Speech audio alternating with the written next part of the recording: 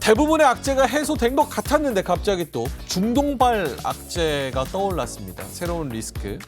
하마스와 이스라엘의 충돌. 이게 또 이제 세계 경제의 새로운 리스크가 될 수도 있다. 이런 얘기가 나왔어요. 사실 저희가 연휴 동안에 여러 이런 뉴스들을 접하면서 이걸 어떻게 해석해야 되지, 외신도 살펴보고 분석도 보고 했었는데 지금 사실은 미국 시장, 유럽 시장을 보면은 유럽 시장은 전반적으로 1.3%가량 오르고 있고 미국의 선물도 0.1% 정도 상승하면서 계속 진행이 되고 있는 상황입니다. 그래서 항공모함 띄우고 나서 요 정도에서는 어느 정도 우리가 생각하는 것 이상으로 확전되지 않겠구나. 요게 지금 글로벌 컨센서스가 아닌가 이런 생각이 듭니다.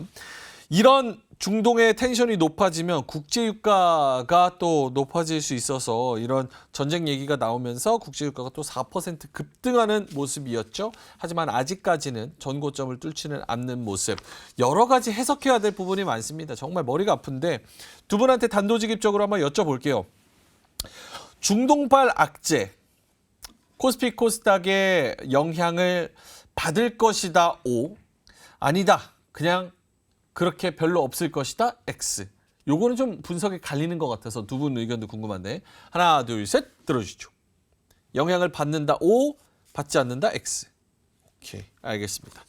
그러면 이상엽 이사님부터 글로벌 움직임이나 전반적인 분석 이런 걸 봤을 때 이게 크게 확전되지는 않을 것이다 이런 분석도 많은데 거기에 네. 좀 동조를 하시는 부분인 건지.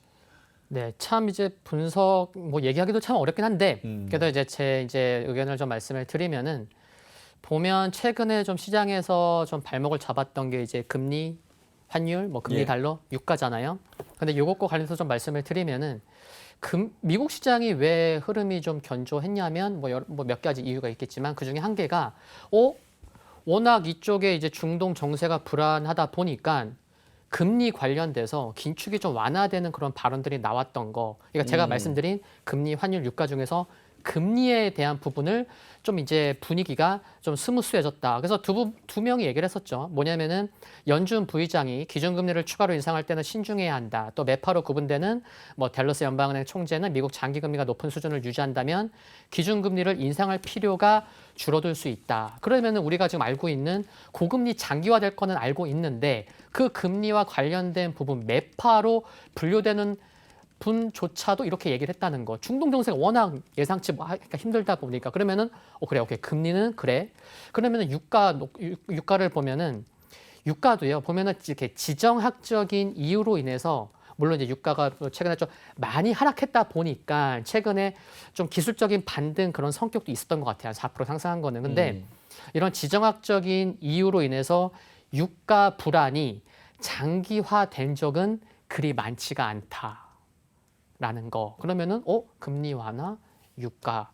또 이제 이 부분이 좀 큰 것 같아요. 그래서 저는 좀 시장에서 부담을 느낄 수 있는 부분, 금리에서 조금 이제 스무스해질 수 있는 의견도 나왔고, 또 유가도 지정학적인 이유로 인해서 이게 장기화되는 경우는 별로 없었다는 거. 물론 이게 좀 확전이 되고 그러면은 조금 이제 다를 수는 있겠지만, 좀 그동안 좀 이렇게 예상되는 부분으로 좀 이렇게 좀 그 범위 내에 있다고 하면은 그동안 시장이 어려웠기 때문에 좀 더 뭐 그런 변동성이 커질 수 있을 뿐이지 이로 인해서 정말 또 막 추가적으로 악화되고 올해 시장 끝났고 이렇게 흘러가지는 않을 것으로 생각을 한다라는 관점에서 이해해 주시면 좋을 것 같습니다. 근데 무지개님께서 국장은 작은 악재도 크게 반응하고 큰 호재에는 작게 반응한다. 그래서 결국은 영향을 받을 것이다.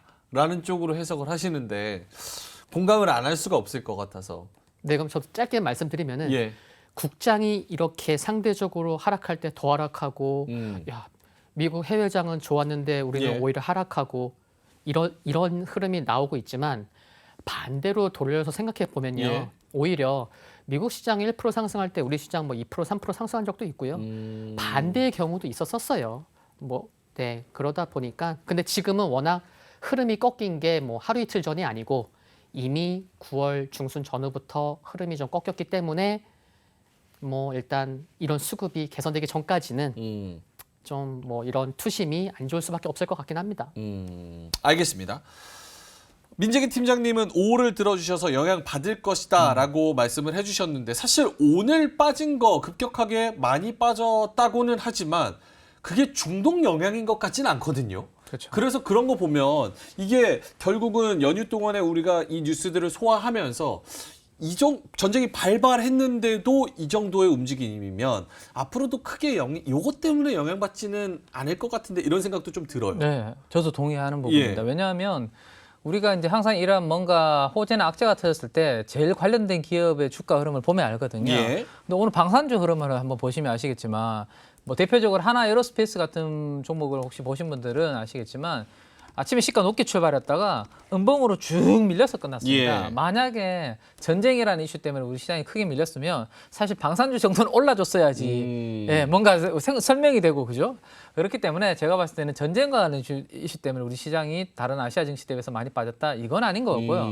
다만 우리 이사님께서 말씀하신 것처럼 이게 별로 시장에 오래 가지 않고 유가라든지 이런 부분들에 크게 영향을 주지 않는다라면 별 이슈 아니고요. 만약에 장기전으로 아주 오래 가서 유가를 뭐 90달러, 100달러 만든다 이런 부분들이면 이제 우리나라한테 당연히 영향을 줄 수 있는 그런 부분이기 때문에 앞으로 저는 좀 지켜봐야 될 부분이다라는 생각이고 과거에 이 케이스를 가지고 제가 하나 설명을 좀 드리면 예. 뭐 1940년대부터 해서 이스라엘과 뭐 중동에서는 계속 전쟁이 있었기 때문에 이 타임라인을 쭉 보시면 여러 차례가 있었죠. 그 중에서도 2000년, 20년 이후에 가장 길게 분쟁이 있었던 때를 우리가 한번 케이스를 한번 보면 좋을 것 같아요. 예. 2021년 5월 11일입니다. 그때 이제 이스라엘과 하마스가 한판 붙게 되고 그 기간이 한 2주 정도 지속이 되었는데요. 그때의 흐름을 한번 보시면 이게 이제 이제 이탈리아가 아니지 죄송합니다. 이스라엘. 네, 이스라엘 예. 증시인데 이게 월봉이기 때문에 사실 크게 변동이 없었던 것처럼 보이잖아요. 그죠? 예. 그런데 일봉으로 보면 사실은 하루 이틀 정도 큰 폭으로 빠졌다가 그래도 별 이슈 없이 곧바로 회복해서 전고점을 돌파해서 이렇게 가는 그러한 그림이 나왔다. 그래서 당일 정도 하루 이틀 하락했다가 곧바로 반등을 했다 정도 한번 참고해 보시면 좋을 것 같고요. 왜냐하면 당사국이잖아요. 전쟁과 분쟁의 당사국인데 주가가 저랬다라는 것을 한번 보시면 되고 그다음은 이제 우리나라의 흐름입니다. 우리나라 코스피가 그러면 5월 11일부터 어떻게 됐나라는 것을 한번 보시면 예. 노란색으로 제가 칠해놓은 영역입니다. 음봉이 3일 연속으로 크게 터졌죠. 예. 그래서 이렇게 3일 연속 하락을 했다가 근데 막상 쌍바닥 비슷하게 이렇게 찍고 아예 전고점을 돌파해서 이렇게 올라가는 그런 그림이 나왔습니다. 물론 2021년 5월 달은 저런 이슈들만 있었던 게 아니라 뭐 그때도 매파적인 발언, 금리 이슈, 그다음에 코로나 재확산 우려 뭐 이런 부분들 때문에 영향을 받은 부분도 있기 때문에 무조건 전쟁과 관련된 부분은 아니라고 하지만 어쨌든 그때도 별로 뭐 한 3일 정도 빠졌다가 바로 회복하는 그러한 그림이었기 때문에 이게 뭐 이란과 뭐 미국의 전면전으로 막 이렇게 가거나 이렇게 하지 않는 이상은 과거의 케이스를 봤을 때는 제한적이다라는 겁니다. 다만 제가 이제 뭐 기준을 저는 한번 세우고 싶은 게 우리가 이제 모르잖아요. 이게 확산이 될지 그렇죠. 멈출지 그리고 내가 들어가야 될지 말아야 될지 이걸 모르는데 제가 보는 위험 지표가 하나 있는데요. 이 지표가 조금 저는 안정을 찾으면 그때 비로소 좀 편안하게 좀 들어갈 수 있는 그런 환경이 좀 오지 않을까 싶어서 이거 간단하게 하나 예. 설명을 드리겠습니다. 우리가 왜 보통 정크본드라고 하는 쓰레기 채권이 있습니다. 이게 이제 고위험 고수익 채권인 거죠. 시장이 좀 좋으면 부도가 안 나는데 뭔가 조금만 불안하면 부도나기 때문에 함부로 건드릴 수가 없는 채권을 우리가 이제 정크본드라고 하는데 이 정크본드하고 안전한 국제금리의 스프레드에 따라서 시장이 좀 위험해지느냐 아니면 안전해지느냐 이런 것들을 볼 수 있는데 지금이 딱 요 아래 구간이거든요.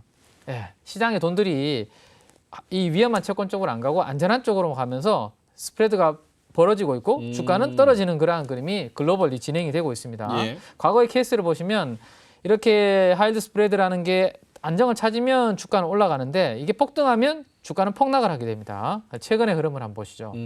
9월 중순 이후에 이 하이드 스프레드가 어떻게 되고 있나요? 갑자기 이게 바닥에 있던 것들이 이렇게 올라가는 그러한 그림이 나타나고 있죠. 이 말은 위험한 자산 쪽으로는 돈이 안 가고 채권 시장에서도 안전한 채권들 쪽으로만 돈이 가고 있는 그런 환경이다. 근데 이게 만약에 전쟁이 심해지고 뭔가 위험해지면 이 스프레드가 어떻게 될까요?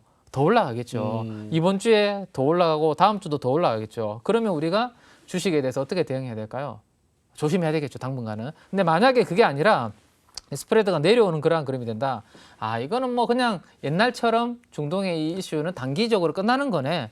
라는 생각을 가지고 한번 많이 빠진 주식들에 대해서 한번 관심 가져볼 만한 그런 포인트가 되겠죠. 그래서 저는 기준을 한번 잡아야 된다는 생각이고 요 지표를 가지고 앞으로 한번 우리가 들어가야 될지 아니면 좀 기다려야 될지에 대한 포인트를 한번 잡아볼 생각입니다. 알겠습니다. 하이힐드 스프레드를 통해서 위험 자산의 선호 심리가 시장에서 어떻게 형성이 되고 있는지는 한번 확인을 해야 된다. 알겠습니다. OX 요거 한번 해볼게요. 사실 지금 저희가 아까 시작하면서도 말씀을 드렸지만 지금 코스피 혹은 코스닥 2,400포인트, 코스닥은 795포인트, 에코프로는 지금 80만 원도 깨졌어요. 이런 거 보면 그래도 좀 몇 달 뒤를 생각해 보면 지금이 저점이지 않을까? 이런 생각들을 좀 하게 되거든요. 그래서 지금 적극적으로 투자할 타이밍이다라고 생각하시면 O, 아니다라고 생각하시면 X 들어주시면 돼요. 하나, 둘, 셋 들어주세요. 왜 놀라세요? 이상엽 이사님이 O 드실 줄 알았나요? 오래간만에 통일이 돼서 너무 근데 저도 기뻐서. 이상엽 이사님이 좀 네네. 긍정적으로 보시는데 그럼에도 지금은 투자할 시기는 좀 아닌 것 같다. 무슨 코멘트를 하실지 궁금해요. 변동성 때문에. 어떤 변동성? 그러니까요. 이게 만약에 오늘 주가가 코스피가 2,400인데 예. 일주일 후, 2주일 후더 2주일 후가 일주일 후도 2,400, 2주일 후도 2,400이라고 할지라도 그동안의 그런 변동성이 커질 수 있으면 이제 뭐 매 시간 이렇게 그 컴퓨터 앞에서 뭐 스마트폰을 보시면서 대응하시는 분 입장에서는 종가만 놓고 보면은 이제 시간이 지나고 나서 보면 그래. 지수가 뭐 똑같네 이렇지만 그 매 시간 뭐 그 변동성이 지금은 변동성 확대 구간에 들어갔거든요 이미. 그러니까 변동성이 큰 구간에서 적극적으로 산다라는 거는 굉장히 리스크가 큰 투자 전략이다. 그 변동성이라 함은 내가 어쩔 수 없는 그런 대외 변수들이 막 일어난다는 그런 변동성을 또 말씀하시는 거죠. 그런 것도 되겠지만 예. 그런 거죠. 그래 나는 예를 들어서 삼성전자가 그러니까 자기가 원하는 노리고 있는 종목이 한 3% 하락하면 살려고 마음을 굳게 먹고 있었어요. 예.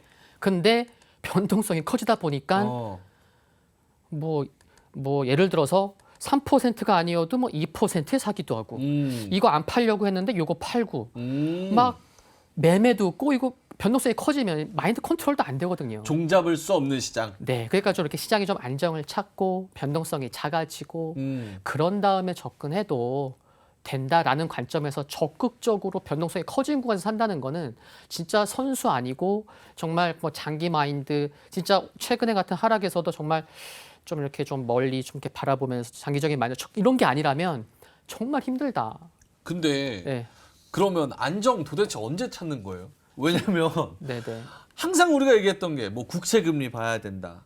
고용 깨지는지 뭐 봐야 된다. 유가 봐야 된다. 그 연준 금리 인상 뭐 11월에 할지 안 할지 그거 봐야 된다.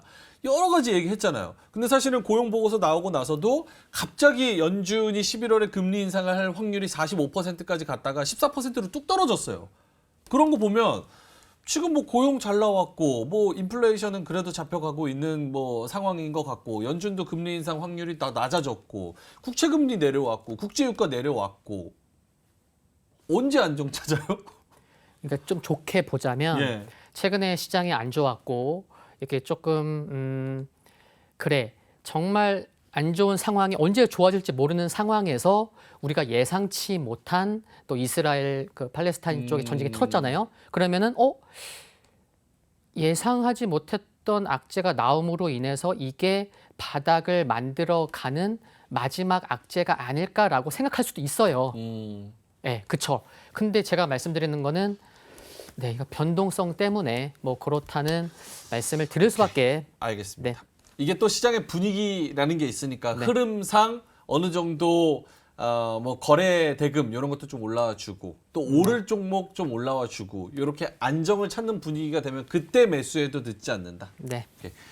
민재기 팀장님도 역시 X를 들어 주셨어요. 투자 적기가 아니다. 네, 일단은 뭐 조금 전에 전 지표 하나도 이제 소개를 해드렸지만 예. 요거도 한번 보시면 좋겠다. 일단은 이미 주식을 대부분 가족분들은 우리 시청자분들은 가지고 계시지 않을까요? 예. 그죠? 지금 그렇죠. 아마 제가 봤을 때 현금을 많이 가지고 계시기보다는 이미 아마 주식을 많이 들고 계실 가능성이 높습니다. 그러면 이 주식을 내가 지금이라도 패닉셀을 해야 되는지 아니면 좀 참아야 되는지 기다려야 되는지 그 관점으로 저는 한번 말씀을 좀 드려보고 싶은데 많은 분들이 이제 보는 지표 중에 하나가 이제 CNN 머니에서 보여주는 이 Fear and Greed라는 이제 공포 탐욕 지수라는 게 있죠. 요거를 한번 보시면서 제가 한번 설명을 드려보고 싶은데요. 일단 지난주만 하더라도 사실은 극단적인 공포 공간으로 이렇게 들어갔다가 오늘 뭐 미국 증시는 오히려 최근에 약간 반동을 주면서 예. 다시 살짝 이쪽으로 이동을 했습니다. 극단적인 공포에서 덜 무서운 구간으로 약간 이동을 했죠. 근데 과거에 요걸만 보면 사실은 투자 판단하는데 쉽지 않거든요. 그래서 저는 항상 이거를 이제 시계열로 이렇게 만들어서 이제 보고 있는데 최근 1년 동안에 시계열을 가지고 과연 지금 내가 여기서 패닉셀로 팔아야 되는지 아니면 버텨야 되는지를 한번 말씀을 드려볼게요. 여기가 75입니다. 이 이상으로 가면 엄청나게 낙관적인 뭔가 너무 좋은 시장이다라고 보시면 되고 여기가 25니까 지금 같은 이런 공포스러운 구간이겠죠. 그죠?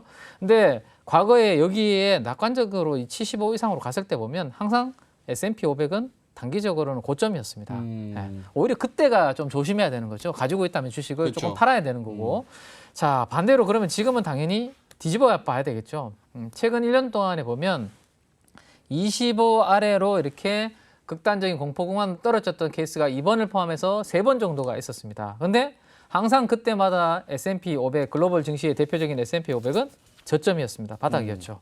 그렇다면 지금 엄청나게 힘들고 어렵고 하긴 한데 저 투심으로 봤을 때 과거의 이 시기열로 봤을 때는 여기에서는 좀 오히려 버텨볼 만한 좀 참아볼 만한 그런 부분이 있을 것 같고요. 또 하나 뭐 버팀목 중에 하나는 실적은 좋아지고 있습니다. 오늘 LG전자 아까 말씀해 주셨잖아요. 앵커님께서.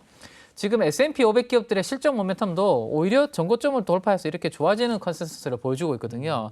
그러면 여기에서 심리와 반대 매매가 나오는 이러한 악순환만 끊어줘주면 충분히 반등이 나올 수 있는 부분이기 때문에 그때를 노려서 조금 비중을 줄이고 싶으면 줄이는 게 좋겠고 또 하나는 24년 동안에 제가 코스피의 매월 수익률을 평균을 한번 내봤어요. 내보니까 9월달, 10월달이 힘들었고요. 11월, 12월은 좋았습니다.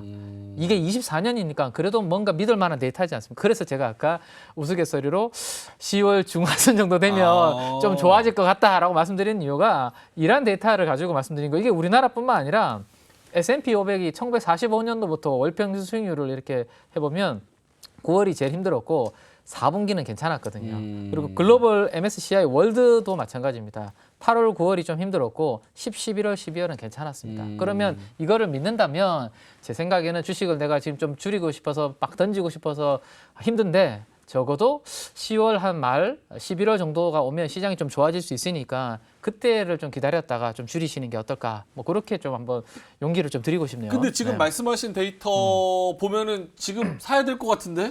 현금이 있으신 분들은 제가 봤을 때는 그러면 10월 중순부터 말 사이에 한번 분할 매수를 한번 해볼 만한 타이밍이고 대부분은 많은 분들이 지금 고통스러운 게 주식을 이미 많이 가지고 계신 분이기 때문에 네, 그분들 차원으로 접근해드린 거고 신규로 만약 현금을 내가 이미 만들어 놓고 기다리고 계신 분이라면 10월 중순과 10월 말 사이에 그때쯤 우리가 또 화요일마다 방송을 하지 않겠습니까? 그렇죠? 그때 또 설명을 좀 도움을 드리면 될 것 같아요. 알겠습니다. 이로운 경제 채널 EBC